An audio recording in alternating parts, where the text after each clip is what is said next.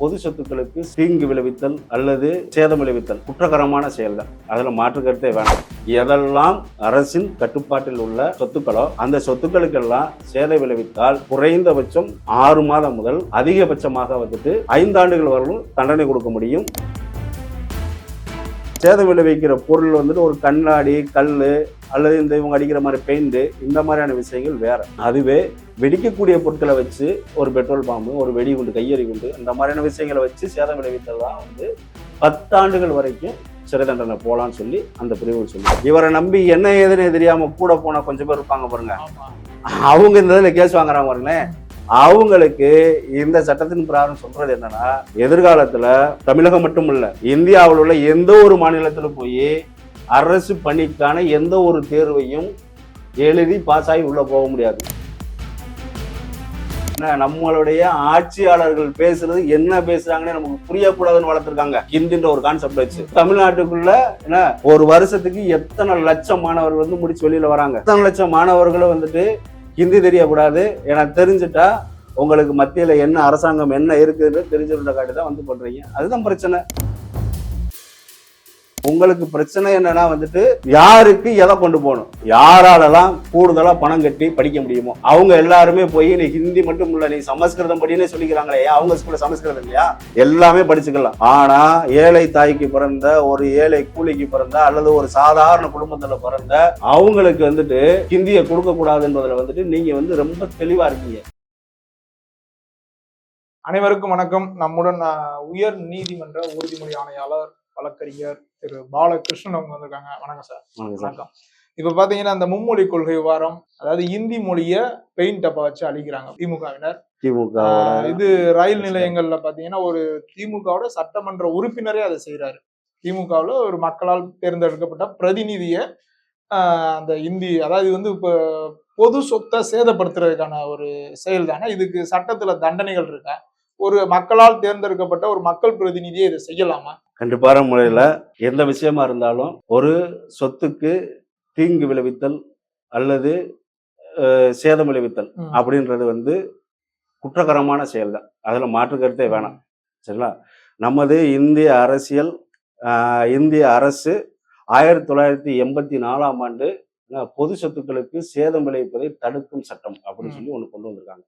அதுல பிரிவு 4 என்ன சொல்லுதுன்னா, பொது சொத்துக்களாக எதெல்லாம் இருக்குது அதுல பிரிவு 1லே என்ன சொல்லிடுறாங்கன்னா முதல்ல பிரிவு 1லே 2லே சொல்லிடுறது என்னன்னா பொது சொத்து அப்படின்னா என்னன்னு சொல்லிடுறாங்க.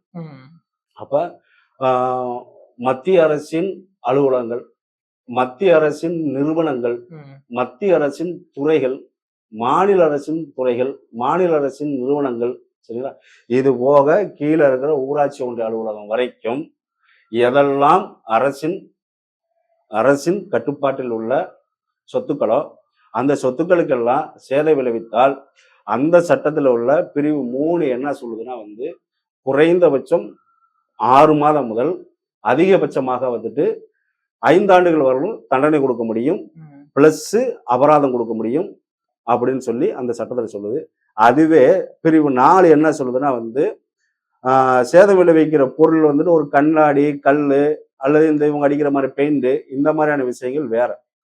அதுவே வெடிக்கக்கூடிய பொருட்களை வச்சு ஒரு பெட்ரோல் பாம்பு, ஒரு வெடிகுண்டு, கையெறி குண்டு, இந்த மாதிரியான விஷயங்களை வச்சு சேதம் விளைவித்ததான் 10 ஆண்டுகள் வரைக்கும் சிறை தண்டனை போலான்னு சொல்லி அந்த பிரிவுகள் சொல்லுது. அப்படி இருக்க போகும்போது நீங்க போய் பெயிண்ட் டப்பா, அதாவது உங்களுக்கு இன்னைக்கு மத்திய அரசு கொண்டு வந்திருக்கிற மும்மொழி கொள்கை கிடையாது, அது தேசிய கல்விக் கொள்கை திட்டம்.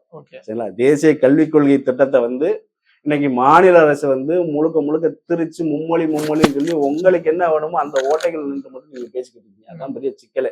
சரிங்களா? தேசிய கல்விக் கொள்கை திட்டத்துல உங்களுக்கு சில குளறுபடிகள் இருக்குது அப்படின்னா முதல்ல நீங்க தான் போய் இதுக்கு எல்லாத்தையுமே ஒத்துக்கிட்டு கையெழுத்து போட்டீங்க, செஞ்சீங்க, ஒப்புக்கிட்டீங்க. மாநில அரசு போய் ஒத்துக்கிட்டு அதுல கையெழுத்தும் போட்டுட்டு 3 தவணையா பணமும் வாங்கியாச்சு. மத்திய அரசு சொன்ன 3 தவணையா பணம்னா இந்த தேசிய கல்விக் கொள்கைக்கான பணம் தேசிய கல்விக் கொள்கைக்கான பணம் 3 தவணைகள் ஏற்கனவே பெறப்பட்டு விட்டது. அது மத்திய அரசாங்கத்திலிருந்து வாங்கியாச்சு. அதாவது இந்த திமுக அரசாங்கமா? இதே திமுக அரசாங்கம் 2020 தானே கொள்கையே, 2021 அப்புறம் தான் நீங்க வரீங்க. வந்து நீங்களே கையெழுத்து போட்டு ஒத்துக்கிட்டு அதுல வந்து என்னென்ன மாதிரியான இம்ப்ளிமெண்ட், அதாவது என்னென்ன மாதிரியான விஷயங்களை விரிவுபடுத்தணும், இங்க கல்விக் கொள்கையில என்ன மாதிரியான சிஸ்டத்தை கொண்டு வரணும், மாணவர்கள் மத்தியில என்ன மாதிரியான விழிப்புணர்வை கொண்டு வரணும், மாணவர்களோட எஜுகேஷன் சிஸ்டத்தை தரத்தை எப்படி மாத்தணும் அப்படின்றதுக்காக கொண்டு வந்ததுதான் இந்த இது. அந்த இதுல உள்ள எதை வச்சு ஆட்சி செய்யலான்ற வகையில வந்துட்டு நீங்க தான் வந்துட்டு வெறுமனே வந்து மும்மொழி ஹிந்தியை கொண்டு வரீங்க திணிக்கிறீங்க சொல்லிட்டு கொண்டு வந்தீங்க. சரிங்களா? நாங்க படிக்கிற காலத்துல எங்களுக்கு இங்கிலீஷே திணிப்பா தான் இருந்துச்சு. ஆனா இன்னைக்கு வந்து சந்தோஷப்படுறோம், நல்ல வளட ஆண்டவா, குறைஞ்சபட்சம் இங்கிலீஷ் ஆச்சும் படிக்க வச்சீங்களே, என்ன குறைஞ்சபட்சம் எங்கிட்ட போய் ஏதாவது வாட்டுக்கியா அப்படி ஏதாவது ஒண்ணு சொல்லி பேசிக்க முடியுது. சரிங்களா?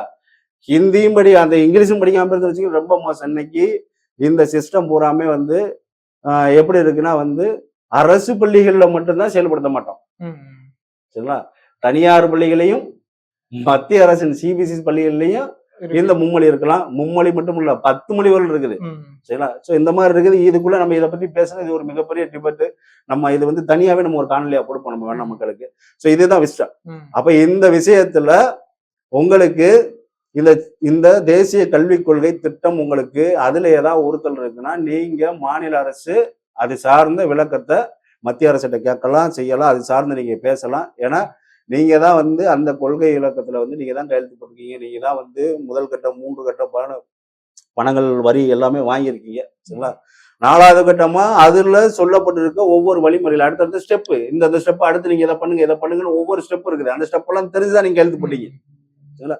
இப்ப வந்துட்டு நான் அந்த இதை மட்டும் ஹிந்தியை மட்டும் நான் உள்ளுக்குள்ள, ஹிந்தி இல்ல மும்மொழியை மட்டும் நான் உள்ள கொண்டு வர மாட்டேன், என்ன மிச்சம் எல்லாத்தையுமே வந்து நான் பாத்துக்கிறேன், எனக்கு என் காசை மட்டும் கொடுன்னா இது எப்படிங்க இருக்குது? ஒரு மனுஷனுக்கு ஒரு இடத்துல வேலை பார்க்கறேன்.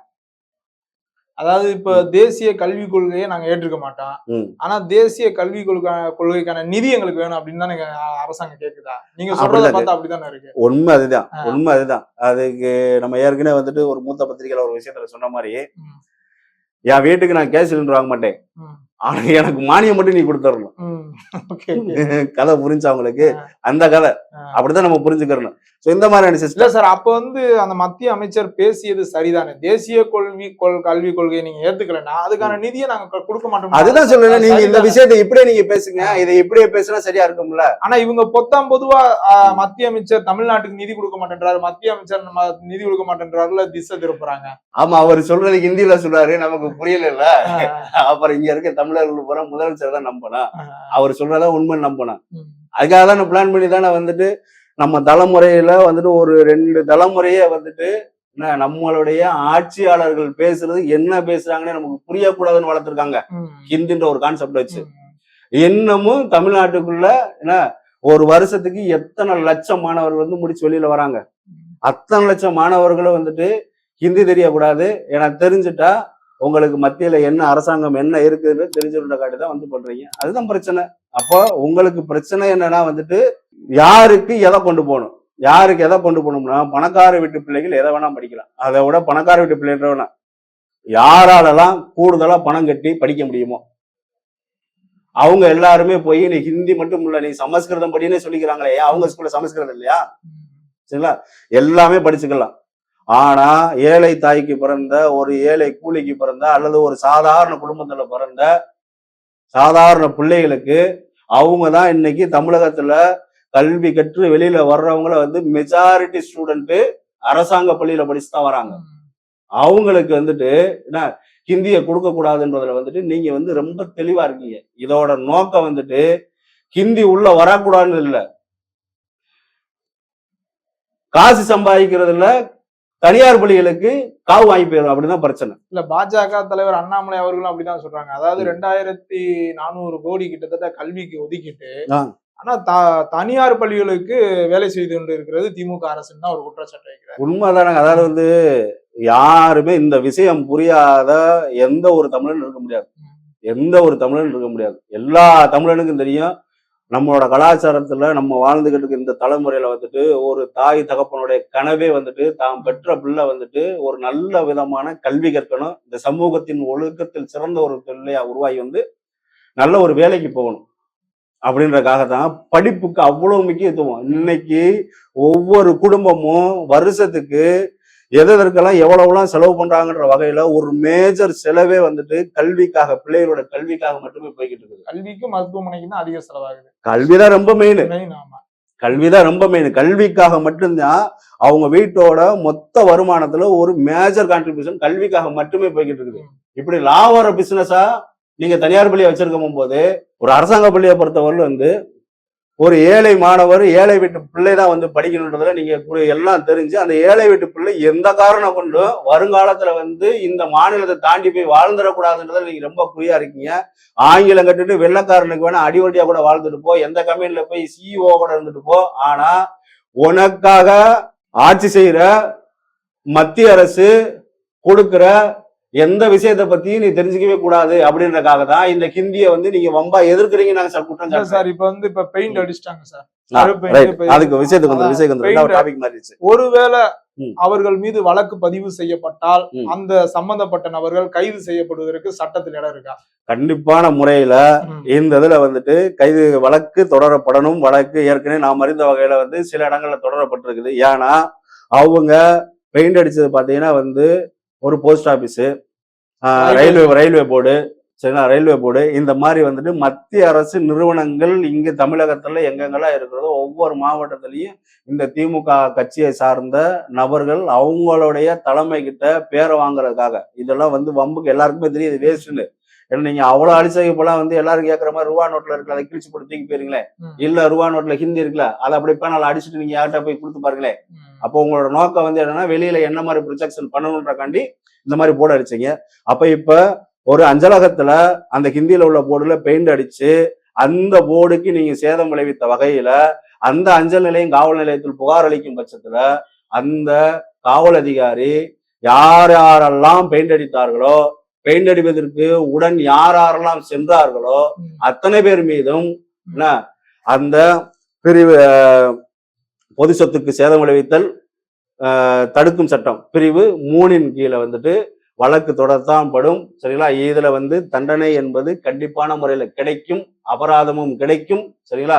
இதுல பெரிய தொல்லை என்னன்னா வந்துட்டு இவரை நம்பி என்ன ஏதுன்னு தெரியாம கூட போன கொஞ்சம் பேர் இருப்பாங்க பாருங்க, அவங்க இந்த இதுல கேஸ் வாங்குறாங்க பாருங்களேன். அவங்களுக்கு இந்த சட்டத்தின் பிரகாரம் சொல்றது என்னன்னா, எதிர்காலத்துல தமிழகம் மட்டும் இல்ல, இந்தியாவில் உள்ள எந்த ஒரு மாநிலத்துல போய் அரசு பணிக்கான எந்த ஒரு தேர்வையும் எழுதி பாஸ் ஆகி உள்ள போக முடியாது. இதுல நீங்க தண்டனைன்னு ஒண்ணு வாங்கியிருந்தீங்கன்னா அப்படின்றத இந்த மாதிரி கூட போறவங்க, இந்த மாதிரியான குற்ற செயல்னே தெரியாம கூட ஈடுபடுறவங்க எல்லாருமே புரிஞ்சுக்கிட்டு தயவு செய்து இந்த மாதிரியான குற்ற நடவடிக்கையில இருந்து வெளியேறுவாங்க. சரிங்களா? இப்ப ஒண்ணுமில்ல, ஹிந்தி அதாவது மத்திய அரசு பிடிக்கல, மத்திய அரசை பழிவாங்குற நோக்கத்துல மட்டும்தான் மத்திய அரசை வந்து நாங்க பழி வாங்கிட்டோம்னு காட்டுறதுக்காக டிஎம்கேவை சந்தோஷப்படுத்துறதுக்காக நீங்க போய் பெயிண்ட் அடிச்சீங்க. இதே போல இங்கு உள்ள பாஜக நபர்கள் என்ன தமிழக அரசோட கட்டிடங்கள்ல போய் நீங்க செய்யறது இந்த இதெல்லாம் பிடிக்கலன்னு சொல்லி பதிலுக்கு அவங்க ஒரு எதிர்வினை ஆட்டுனா இந்த நாடு நாடா இருக்குமா? இங்க உள்ள மக்கள் நிம்மதியா இருக்க முடியல. அதுவுமே தண்டனை தானே, தண்டனைக்குரிய குற்றம் தான். தண்டனைக்குரிய குற்றம் தான். இந்த விஷயத்தை பொறுத்தவரையில செய்வது வந்து பாஜகவோட தொடர்களாவே இருந்தாலும் குற்றம் தான். இதுவுமே நம்ம எதுக்கு சொன்னோம்னா இந்த புரிதலுக்கு தான். அப்ப இந்த குற்றம் உங்களுக்கு புரிய போகும்போது ஏன் பெயிண்ட் அடிக்கல உள்ள குற்ற பின்னணி இது ஒரு குற்றம் அப்படின்றது உங்களுக்கு புரியலன்ற காரணத்தை சுட்டி காட்டுறதுக்கு நம்ம சொன்னோமே தவிர இது வந்து எந்த விதமான தூண்டுதலுக்காகவும் கிடையாது. ரொம்ப நன்றி சார். ரொம்ப நன்றி.